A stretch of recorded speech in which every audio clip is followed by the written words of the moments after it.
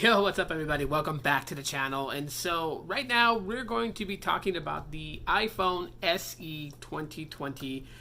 And there's a reason why I'm calling that, okay?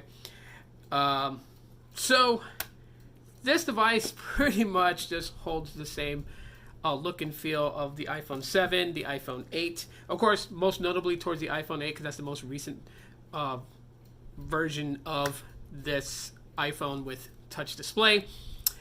And yeah, so people are pretty much gearing up for it. Some people are excited for it. Some people are just like, why and who cares? And you probably heard a lot of videos pretty much talking about it. One of the biggest videos that people were like going bananas over, which turned out not to be true, was that it was going to have an April 3rd release. That didn't happen.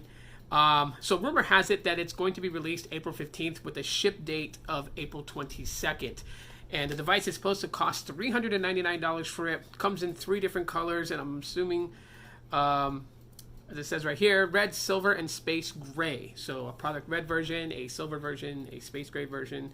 I really would have loved to have seen more colors with this thing, as they've done with the iPhone XR, right? So like, you know, that coral color would have been really awesome to have it come back. I think coral was a pretty solid color with the iPhone XR, and I would love to see that with the iPhone SE 2020.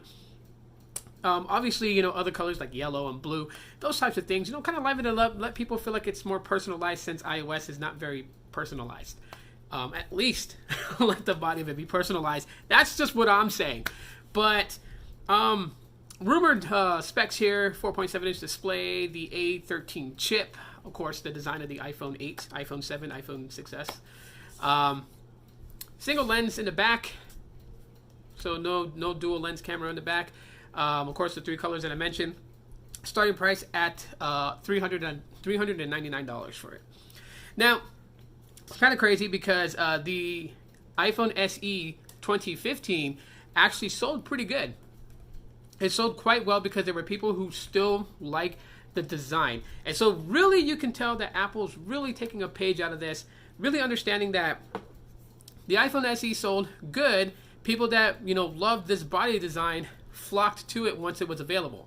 I mean, you had iPhones getting bigger, but some people really liked how this generation iPhone looked, the boxy rectangular look.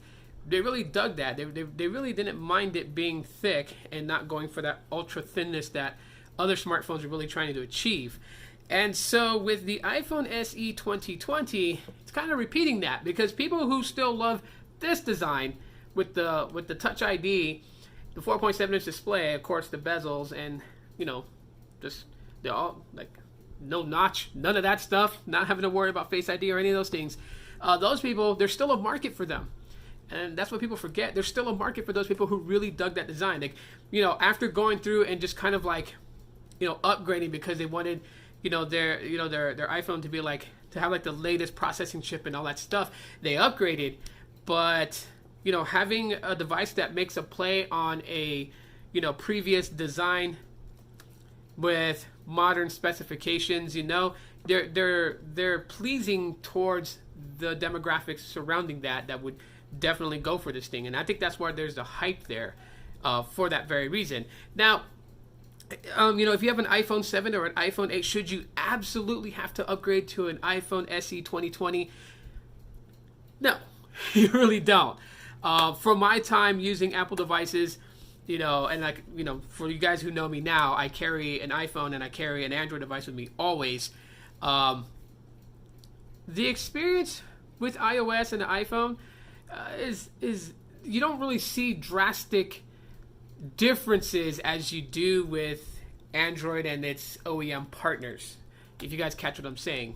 Like, you can get a Samsung device that's a mid-ranger, you can get an LG device that's a flagship, and you can see the differences between them, drastic differences between them. Then get like a flagship from Samsung versus a flagship from LG and see drastic differences between them.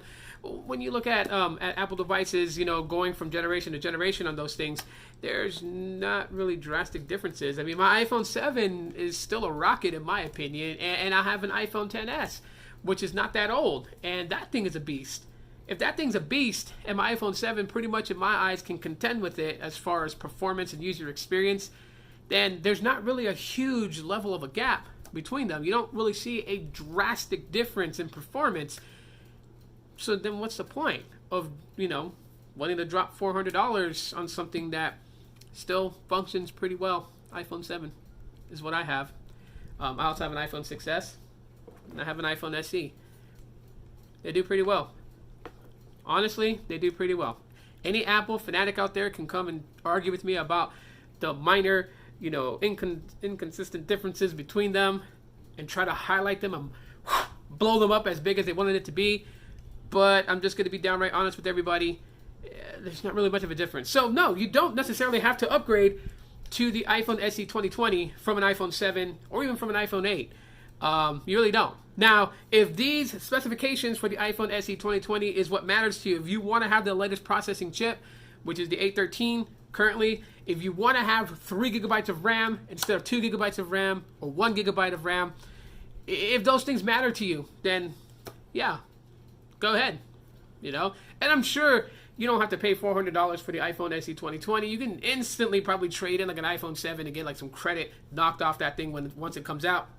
So, maybe you'll get it for like $299. Maybe you'll get it for like $150. Who knows?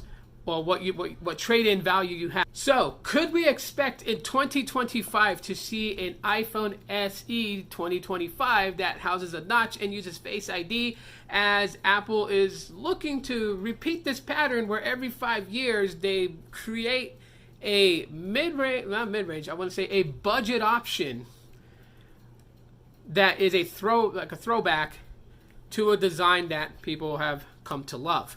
So we'll just have to wait 5 years from now to find out.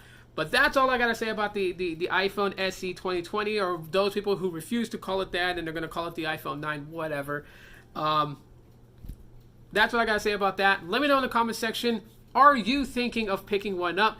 And if you want to know if I'm going to pick one up, I really don't see a need for me to pick one up, as my iPhone 7 pretty much is that. Just a few differences like the chip and the amount of RAM it has, but it still functions, it still does good, still buttery smooth.